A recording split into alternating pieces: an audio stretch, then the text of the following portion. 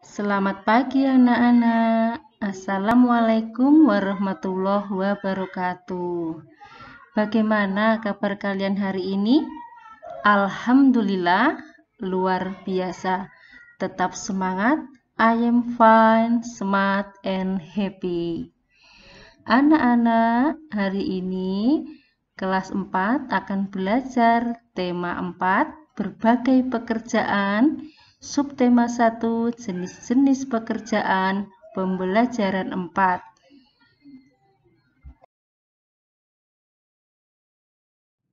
Fokus pembelajaran. Tujuan pembelajaran.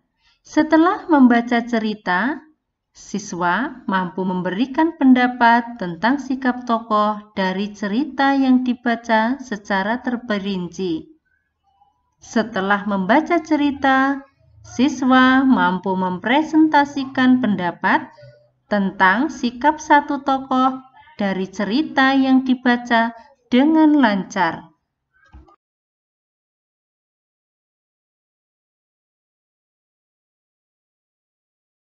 Pengetahuan apa saja yang harus dimiliki oleh seseorang yang bekerja? Apa yang akan terjadi jika mereka tidak memiliki nilai-nilai itu? Saat seseorang bekerja, mereka harus mempunyai nilai-nilai yang baik. Jujur dan kerja keras adalah nilai yang harus dimiliki. Apa yang dimaksud jujur? Apa contohnya? Ayo simak cerpen berikut. Ayo membaca. Pemimpin idola, pemimpin yang jujur.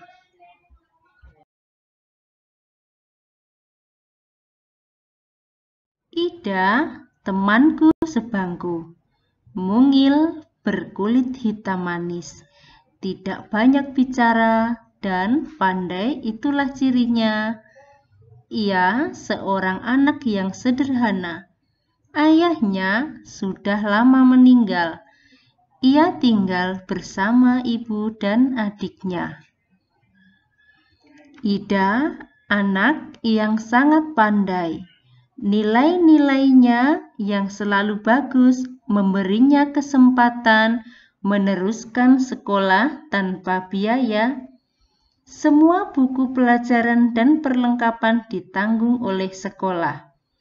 Ida tak pernah malu dengan kondisi keluarganya. Bahkan ia semakin rajin belajar dan terus berprestasi. Ida juga selalu menjadi tempat bertanya jika teman-temannya mengalami kesulitan dalam pelajaran. Teman-teman memilih Ida sebagai ketua kelas. Pandai, tenang, dapat berkomunikasi dengan baik, serta mampu menjaga ketertiban kelas menjadi modal utamanya. Hari ini, Ibu Tati mengingatkan tentang ulangan matematika. Sebagian siswa tidak siap, termasuk Gugut, si jagoan bola yang duduk di belakang kami. Waduh, saya belum belajar, Bu. Kemarin saya seharian bermain bola sampai sore. Pulang ke rumah langsung tidur, Bu, protesnya.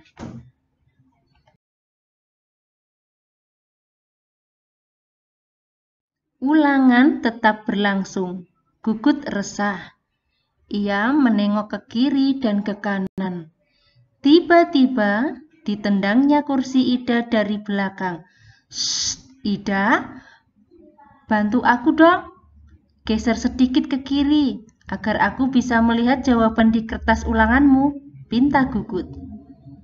Ida bergeming. Ia hanya menggelengkan kepala pelan, tanpa menengok ke belakang. Gugut mengganggunya lagi. "Ayo dong Ida, sekali ini saja. Nanti aku beri kamu uang 10.000 rupiah. Kamu bisa jajan kue di kantin," rayunya. Gugut tahu benar Ida tidak pernah jajan di kantin. Ibunya tidak memberinya bekal uang jajan. Ida selalu membawa sebungkus nasi dan lauk dari rumah. Namun, di luar dugaan Gugut, Ida terusik. Sekali lagi, ia menggeleng pelan. Sampai waktu berakhir, Gugut terpaksa menyerahkan kertas ulangannya dengan lunglai. Pada waktu istirahat, Ida menghampiri Gugut. "Maaf ya Gugut, aku bukan tidak ingin membantumu. Menyontek dan memberi contekan kepada teman adalah perbuatan tidak jujur. Bahkan, perbuatan tersebut bisa dianggap sebagai korupsi kecil-kecilan," katanya kepada Gugut. "Ah Ida, masa menyontek sekali saja dianggap korupsi? Setauku, korupsi nilainya miliaran dan hanya dilakukan oleh pejabat berkuasa," kata Gugut. "Gugut, justru kita harus melatih diri. Korupsi dan menyontek sama-sama mengambil hak orang lain. Bernilai kecil atau besar, tetap saja tidak jujur. Kita membiasakan diri bertingkah laku lurus. Mudah-mudahan ketika besar nanti kita tidak akan tergoda untuk melakukan korupsi dalam bentuk apapun," Ida menambahkan dengan panjang lebar. Aku dan teman-teman sekelas yang ikut mendengarkan percakapan Ida dan Gugut terdiam setuju. Memang tidak salah kami memilih Ida sebagai pemimpin di kelas.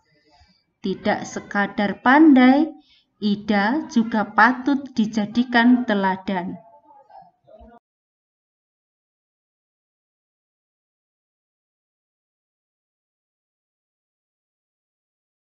Berdasarkan cerita tersebut, yuk kita jawab pertanyaan yang ada di buku siswa. Siapa saja tokoh pada cerita tersebut?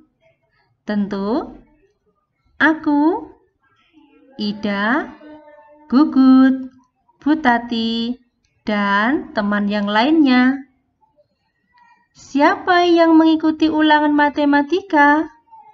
Aku, Ida, Gugut, Bu Tati, dan teman yang lainnya.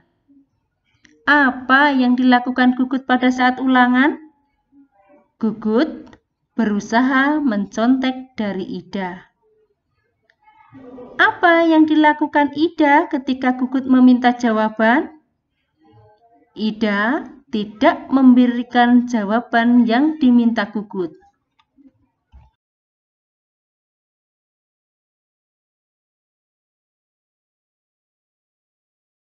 Mengapa Ida tidak mau membantu Gugut? Menurut Ida, memberikan contekan merupakan perbuatan tidak jujur. Hal-hal apa yang bisa kamu ambil dari cerita di atas? Ketika melaksanakan ulangan, kita harus jujur dan berusaha sendiri. Sikap apa yang perlu aku contoh?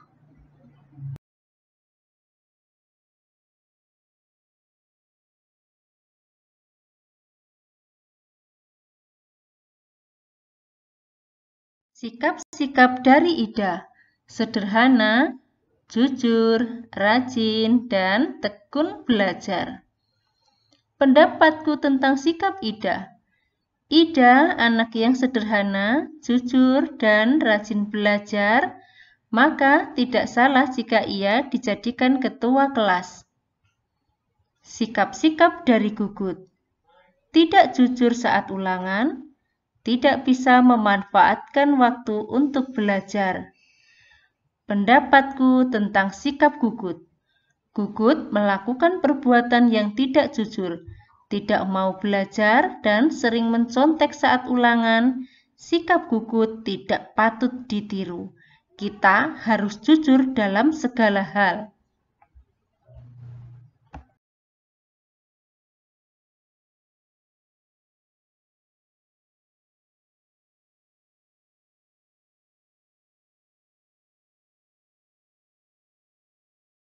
Nah, apakah menurutmu sikap Ida sesuai dengan makna sila pertama Pancasila?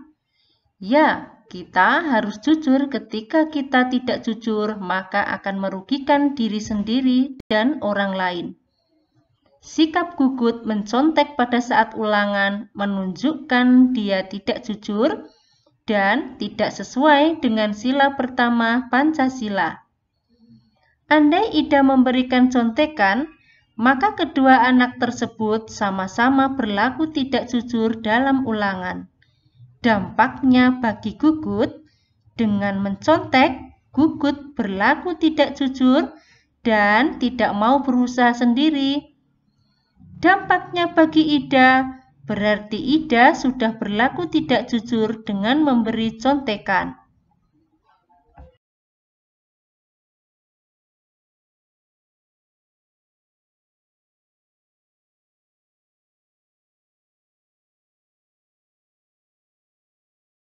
Apa dampaknya bagi guru yang mengajar?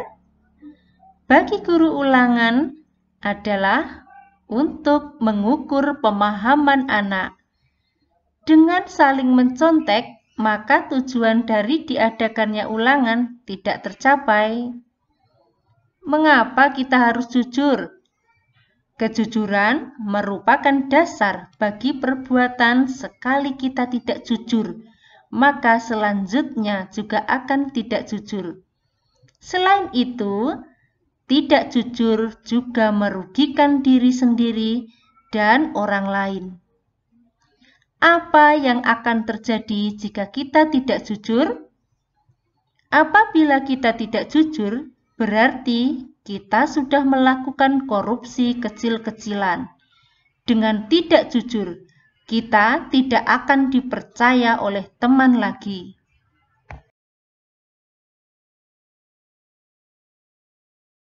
Sila pertama mengajarkan bahwa pemeluk agama harus taat dengan aturan agamanya. Setiap agama pasti mengajarkan pemeluknya untuk berbuat jujur. Sikap tidak jujur akan membawa dampak bagi diri kita dan orang lain.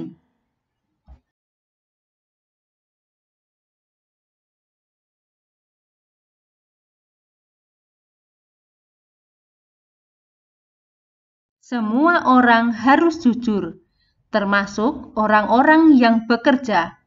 Benar kata Ida, mungkin tindakan tidak jujur ketika sekolah adalah mencontek dan tindakan tidak jujur ketika sudah bekerja bisa korupsi atau mengambil hal yang bukan miliknya. Bagaimana dengan kamu? Apakah kamu sudah jujur? Coba ceritakan.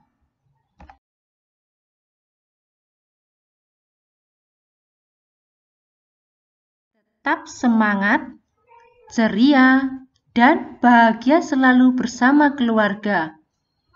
PJJ masih berlangsung, semoga kita segera bertemu kembali. Tetap patuhi protokol kesehatan selama masa COVID-19. Gunakan masker dengan benar, cuci tangan pakai sabun dengan air mengalir, jaga jarak antar individu, jauhi kerumunan, dan jika merasa tidak sehat, segeralah berobat ke fasilitas pelayanan kesehatan. Sampai jumpa kembali di pembelajaran berikutnya. Terima kasih. Wassalamualaikum warahmatullahi wabarakatuh.